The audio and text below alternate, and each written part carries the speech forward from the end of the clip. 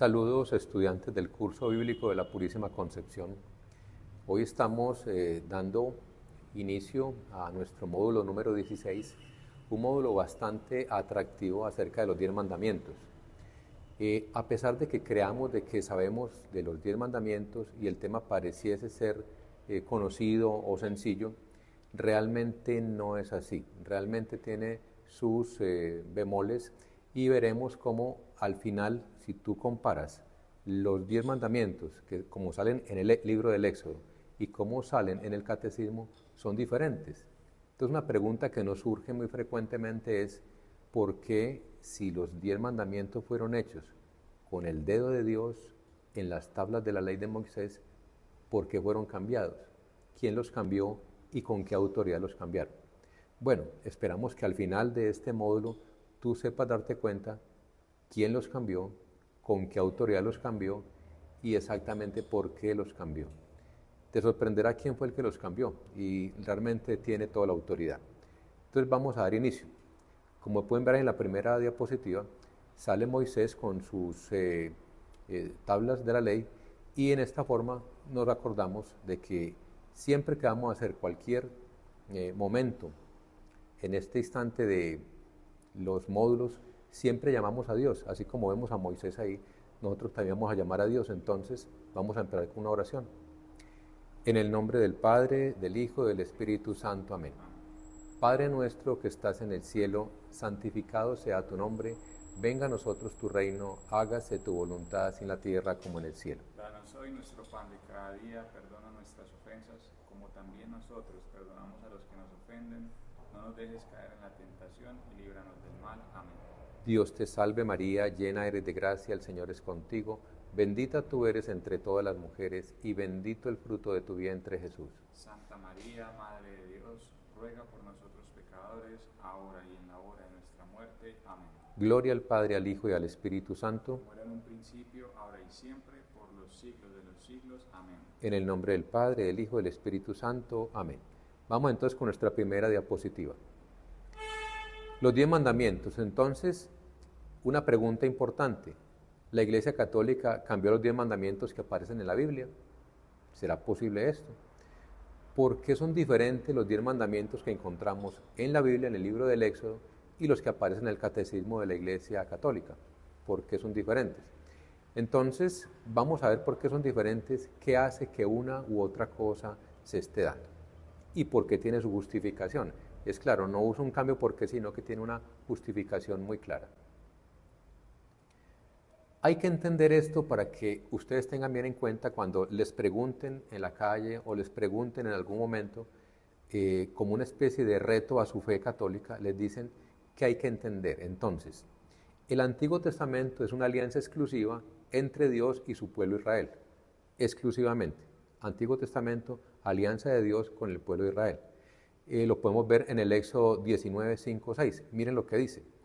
Ahora pues, si dieras oído a mi voz y guardáis mi pacto, vosotros seréis mi especial tesoro sobre todos los pueblos, porque mía es toda la tierra. Pero está en Éxodo 19, 5.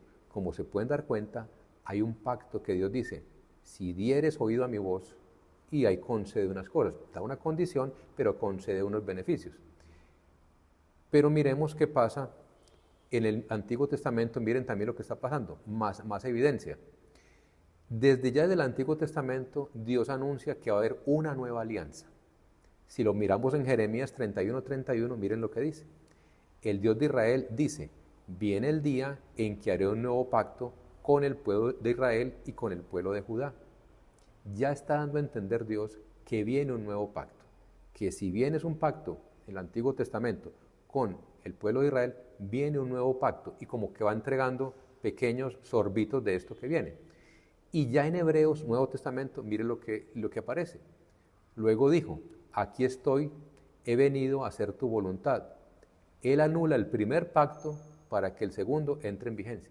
Ya vamos viendo cómo iban a venir cambios y que empieza a justificarse algo que el mismo Dios avisó, que está en la palabra de Dios en el Antiguo Testamento, pero que es corroborado en el Nuevo Testamento. Es decir, anula el primer pacto para que el segundo entre en vigencia. Miremos entonces qué es ese segundo pacto. Debemos tener en cuenta que Cristo, para nosotros los cristianos católicos, es nuestro único maestro. Es la figura a imitar, es nuestro norte, es lo que nosotros debemos tener en cuenta. Siempre Jesucristo es nuestro único maestro. Y mire lo que dice en Mateo 23:10. No debéis preciaros de ser llamados maestros, porque el Cristo es vuestro único maestro.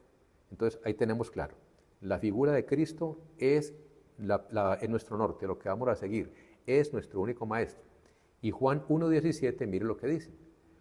Pues la ley fue dada por medio de Moisés. Ley es Antiguo Testamento. Entonces dice, pues la ley fue dada por medio de Moisés. Pero, mira, ahí está, ya viene el pero en Juan 1:17. Pero el amor inagotable de Dios y su fidelidad vinieron por medio de Jesucristo.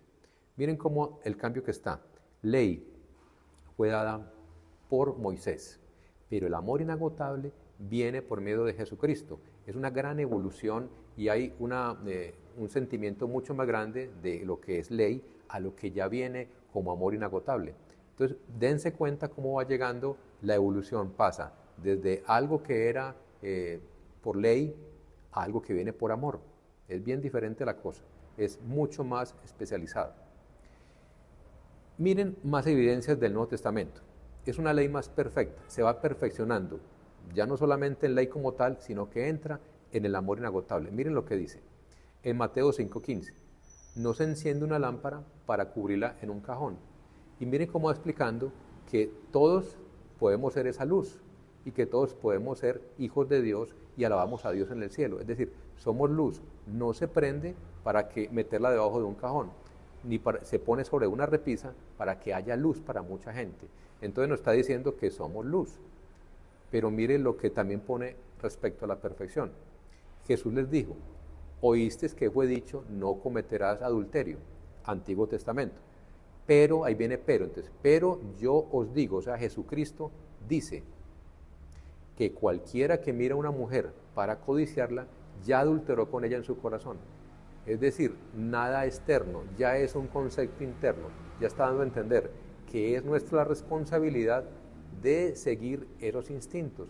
Entonces da autonomía al hombre, pero también amplía mucho más el rango de lo que cubriría ese posible pecado que está ahí Jesucristo. Y nos advierte, deben evolucionar aquello que estaba en el Antiguo Testamento a lo que ya viene en el Nuevo Testamento. Se van dando cuenta quién es el que está cambiando estas cosas. Poco a poco se van dando cuenta ustedes que son palabras de Jesucristo. Entonces vamos entrando. ¿Quién fue el que los cambió? Poco a poco se dan cuenta ustedes de que es y son palabras de Jesucristo. Avancemos un poco.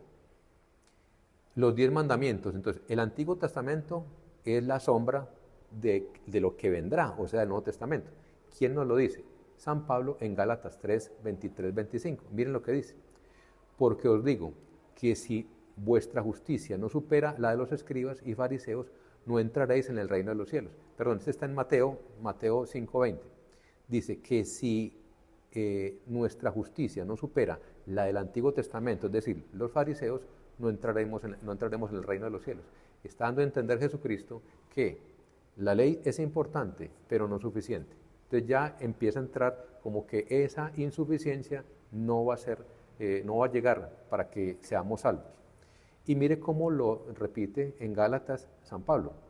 Pero antes que viniese la fe, Antiguo Testamento, pero antes estábamos guardados bajo la ley. Ley. Miren cómo estábamos guardados bajo la ley. Encerrados. Aquella fe que había de ser revelada. De manera que la ley es nuestro ayo. Ayo es como una especie de guía para traernos a Cristo. Fíjense en cómo evoluciona siempre, del antiguo al nuevo. Y siempre aparece una figura, Jesús, el Cristo, siempre guiándonos, siempre diciendo, es lo que yo digo. Ya se van dando cuenta ustedes de dónde viene la autoridad de la cual estamos diciendo quién fue el que cambió. Obviamente la figura de Cristo. En el Antiguo Testamento, miren lo que venían. Dios dijo a Moisés, ¿se acuerdan cuando vimos el módulo anterior acerca del nombre de Dios? ¿Qué dijo Dios a Moisés? Dijo, yo soy el que soy. Y añadió, así dirás a los hijos de Israel, yo soy, me ha enviado a vosotros. Eso fue el Antiguo Testamento. Pero el Nuevo Testamento ya no es una sola persona. Es un solo Dios, pero en 3 personas. Se establece aquello que he llamado la Santísima Trinidad. Miren lo que nos dice Jesucristo. Por tanto, id y haced discípulos a todas las naciones, bautizándolos en el nombre del Padre, uno, el Hijo, dos, y el Espíritu Santo, tres. Ahí nos cuenta Jesucristo que sí hay un solo Dios, como el del Antiguo Testamento, pero que aquí en el Nuevo Testamento son tres personas divinas y un solo Dios verdadero. Eso es una evolución muy grande. En el Antiguo Testamento nunca se menciona la Trinidad, a excepción de una prefiguración que está en el libro del Génesis. Pero ya bien claro está en el Nuevo Testamento y lo trae Jesucristo en Mateo 28, 19. Avancemos un poco más. Miren esto. En los 10 mandamientos, antiguamente, haciendo una comparación aquí, se dijo acerca del prójimo, no matarás. Miren lo que es no matarás, no cometerás adulterio, etc. Dice, no matarás. Eso es bien claro. Pero miren Jesucristo en el Nuevo Testamento, como nos dice en Mateo 5:21, que inclusive un enojo o insulto casi que son equivalentes. Miren lo que nos dice. Pero yo os digo, cualquiera que se enoje contra su hermano será culpable de juicio, y cualquiera que diga necio a su hermano será culpable ante el concilio. La cosa es dura, la cosa es fuerte, se va poniendo cada vez la pendiente más alta, y Jesucristo nos pone muy alto el rasero, nos está diciendo, miren, la cosa no es tan sencilla como matar, solamente ya insultar, solamente agredir a su hermano con palabra, diciéndole inclusive una cosa tan trivial como decirle necio, ya eso es merecedor ante el concilio. ¿Cuántas cosas decimos a veces, cuántas cosas a veces pensamos que no son problema, pero Dios nos está diciendo que hasta por la más mínima palabra será tenido eso en cuenta? Y menciona un concilio, es como una especie de juicio. Casi que cada palabra, casi que cada cosa que hagamos contra nuestros hermanos va a ser tenida en cuenta. Entonces es muy inteligente, si no tenemos a veces la capacidad de decir cosas buenas a alguien o hablar de alguien, es una cosa muy buena quedarnos en silencio, porque mira lo que dice Jesucristo. Cualquiera que diga necio a su hermano será culpable ante el concilio. Recuerden, nuestro ayo, nuestra figura, nuestro guía es Jesucristo. Si Él lo dice, nosotros por fe decimos, te creo, Señor. Entonces hay que ser cuidadosos inclusive con lo que hablamos de otros hermanos, de otros seres humanos. Y nos remata, cualquiera que diga fato quedará expuesto al infierno del fuego. O sea, queda expuesto, miren cómo dice, queda uno expuesto a que haya un daño mucho mayor o un castigo mucho mayor del que traía el Antiguo Testamento. Eso es importante tenerlo en cuenta. Avancemos un poco más. Miren este otro.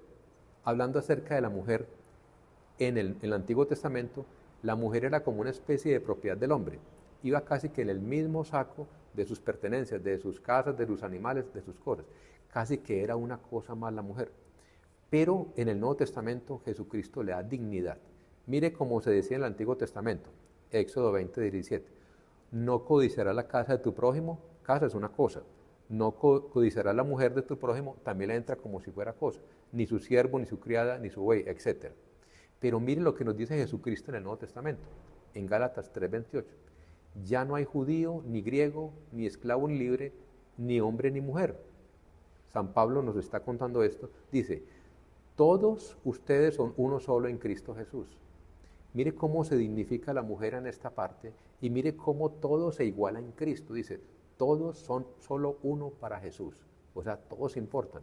Ni judío, ni griego, ni esclavo, ni libre, ni hombre, ni mujer. Nos lo deja muy claro. Entonces, esta evolución hacia el Nuevo Testamento trae también los sacramentos, los mandamientos bien remarcados en que hay una elevación en la dignidad, hay elevación hacia un concepto interior de lo que es el pecado y hay sobre todo una conciencia interior que rige. Ya no es algo exterior, es una conciencia interior donde Jesucristo prima su conciencia. Avanzamos un poco y mire lo que dice acerca del adulterio, repitiendo lo que ya habíamos dicho. Eso habla acerca de que tiene mucho cuidado con la mujer. El adulterio en el Antiguo Testamento era tenido solamente con las mujeres que eran casadas. Un hombre puede tener las mujeres que fuera capaz de mantener siempre y cuando fueran solteras. Salomón tenía 700 esposas, no se sabe cuántas más concubinas. Es decir, era una cantidad tremenda de mujeres que tenía y no cometía pecado porque no eran casadas, eran solteras. no había problema. El problema es cuando iba detrás de una casada. Si recuerdan, el rey David cometió adulterio porque fue detrás de una mujer casada, que era Betsabé, que estaba casada con Urías. Entonces el problema no fue que tuviera una mujer, sino que ya era casada y él tuvo relaciones con ella. Eso es el adulterio, porque ya era casada. Pero miren el Nuevo Testamento lo que dice, el respeto es integral completamente. Pero yo os digo que cualquiera que mira a una mujer para codiciarla, mire que ella es mucho más sutil, la mira para codiciarla, ya adulteró con ella en su corazón. Es mucho más elevado esto, es de una gravedad mayor, es también de una forma de decirle, mire, tiene autonomía, pero también tiene muchos más problemas que resolver. Todo eso será tenido en cuenta. Le está diciendo Jesucristo a nosotros, la humanidad, toda esa acción será tenida en cuenta. Eres libre, pero también eres mucho más responsable. Avanzando, entonces miren quién ha sido el que trajo todos estos cambios. Ahí está en la diapositiva la figura de Jesucristo. ¿Quién cambió todas estas cosas? No fue la iglesia, es Jesucristo. La iglesia hace los cambios, pero obedeciendo las enseñanzas de Jesucristo en los evangelios. No fueron los curas, ni los obispos, ni el papa. Son la iglesia católica, con el poder de atar y desatar que le entregó Jesucristo, siguiendo lo que Él mandó, lo que Él dijo. Entonces, vamos a hacer como un pequeño resumen de qué pasó en cada uno de los mandamientos y luego los ponemos uno frente al otro, para que si en este momento no entienden bien, cuando vean uno junto al otro, van a enterarse bien cuáles fueron los cambios introducidos por Jesucristo y en pasajes de la Biblia. Todo está documentado con capítulos y versículos de la Biblia. Ningún cambio se hace por capricho o per se, siempre se hacen basados en lo que está, en la doctrina dictada por Jesucristo y en pasajes del Evangelio que sean libros canónicos, lo que habla San Pablo, etcétera, pero que es la palabra de Dios. Entonces miren, el primero, se suprime el segundo mandamiento que se refiere a las imágenes, por no encontrarse ninguna parte del Nuevo Testamento. Usted no encuentra prohibición de imágenes en ninguna parte del Nuevo Testamento. Entonces ese primer mandamiento se suprime. Ahorita miraremos cuál fue el primer mandamiento del Éxodo comparado con el primer mandamiento del Nuevo Testamento. El segundo punto, cambió el cuarto mandamiento del sábado para el domingo para recordar la resurrección del Señor y para hacer el tercero. Para nosotros los cristianos católicos importa es la resurrección de Jesucristo, decía San Pablo. Si Jesucristo no ha resucitado, vana es nuestra fe. Por eso celebramos no el sábado, que era el día de los judíos, el Sabbat.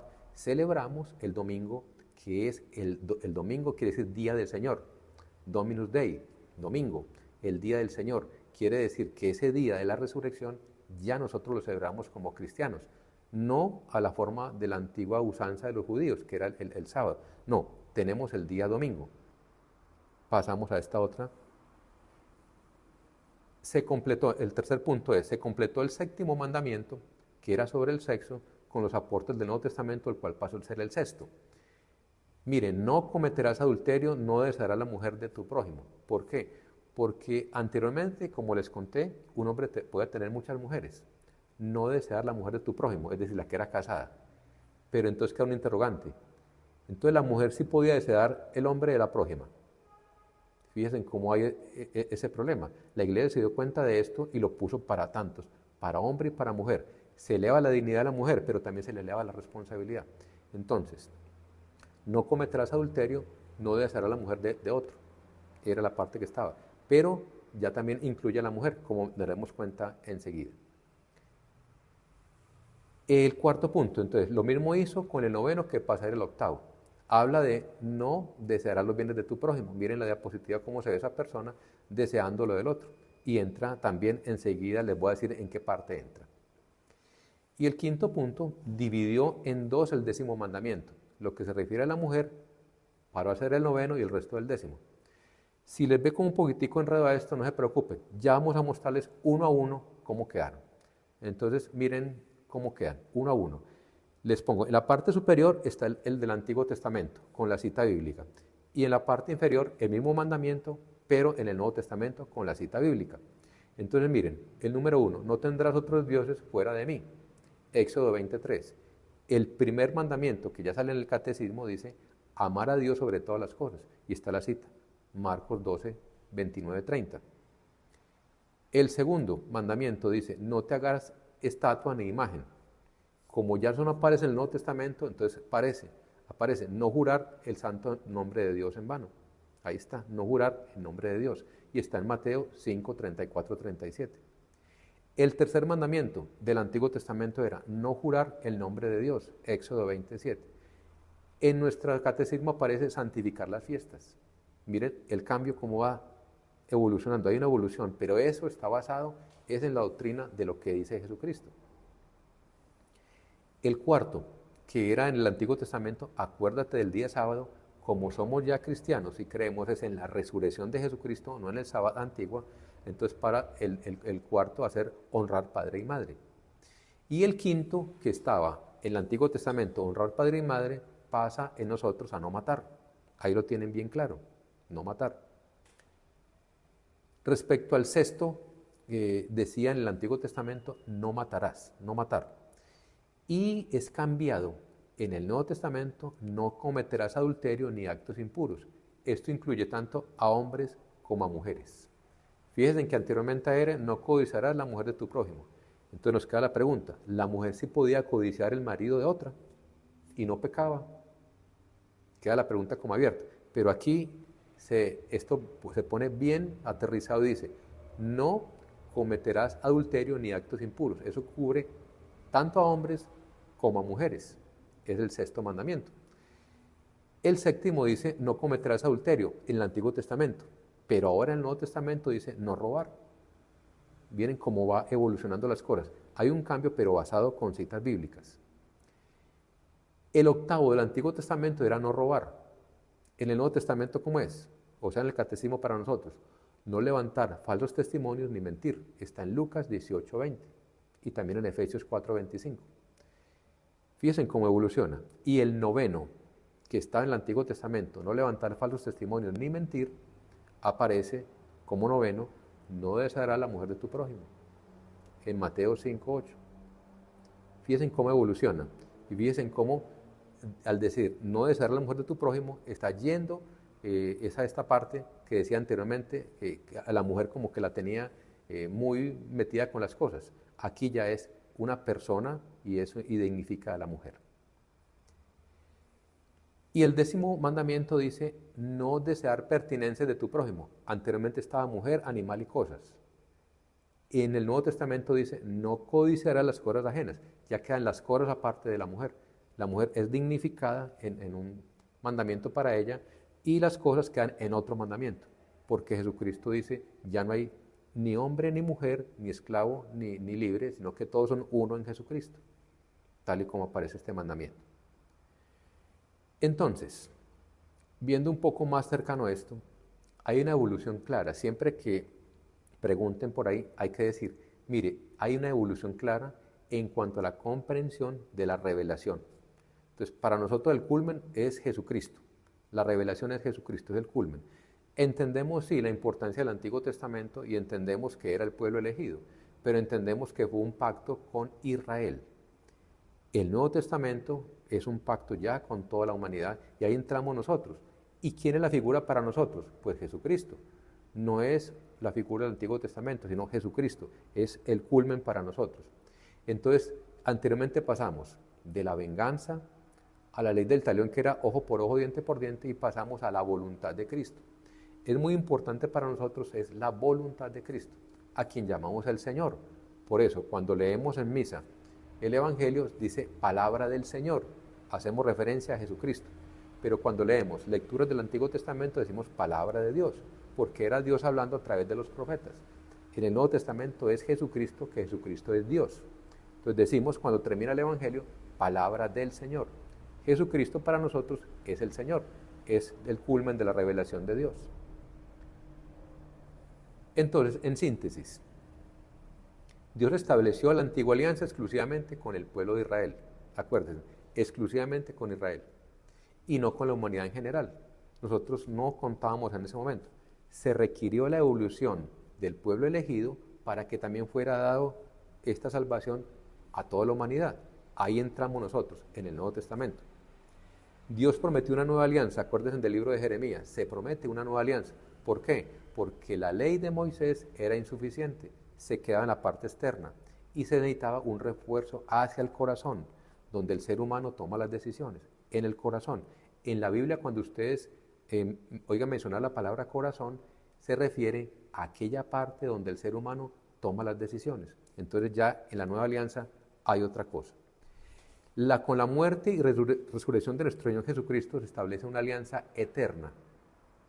Es una alianza que ya no es temporal, que es caduca o una enseñanza que va a tener algún fin. No, es una enseñanza que ya es eterna. Se llama el segundo pacto y eterno. El nuevo pacto y es eterno.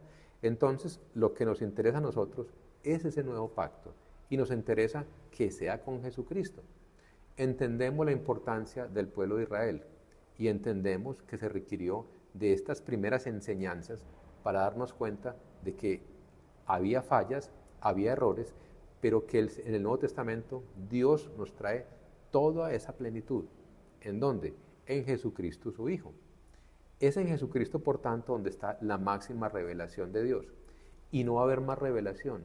Y no hay máxima revelación de Dios que Jesucristo, para nosotros como género humano. Entonces, si entendemos eso, entendemos que esta alianza nueva es eterna. Nueva y eterna alianza con Jesucristo.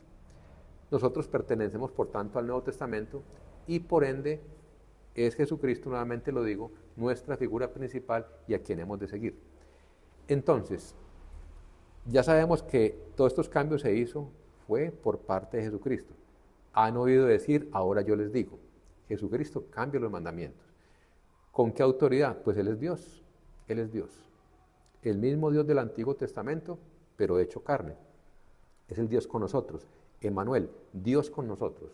La cercanía ya al hombre, la revelación máxima de Dios es Jesucristo. Entonces la Iglesia Católica, acuérdense que tiene poder para atar y desatar. ¿Dada por quién ese poder? Por el mismo Jesucristo. Acepta los 10 mandamientos, pero a la luz del Nuevo Testamento. Y lo fundamenta con todas las citas bíblicas al respecto. La Iglesia Católica no pone nuevos mandamientos por capricho o por querer de los curas o de los papas o de los obispos. Es siguiendo muy estrictamente lo que dice el Nuevo Testamento y cómo lo manda Jesucristo. Es así entonces como entendemos esta parte. Ahí terminamos este breve repaso de los 10 mandamientos, entendiendo que es algo muy rápido, pero ahí les queda ya a ustedes este video para que vuelvan y lo consulten, miran con las citas bíblicas y miran exactamente dónde está el aprendizaje. Cuando usted empieza a leerlo, partiendo del Antiguo Testamento al Nuevo Testamento con las citas bíblicas, se darán cuenta que la enseñanza es muy enriquecedora y que es cierta y que tenía que adaptarse a estos nuevos momentos que estamos viviendo. Jesucristo, por lo tanto, es la figura de nosotros a seguir. Es así como los dejo con esta enseñanza y vamos también a terminar como empezamos. Vamos a dar la bendición y vamos a estar muy de acuerdo con nuestro Señor Jesucristo. En el nombre del Padre, del Hijo, del Espíritu Santo. Amén.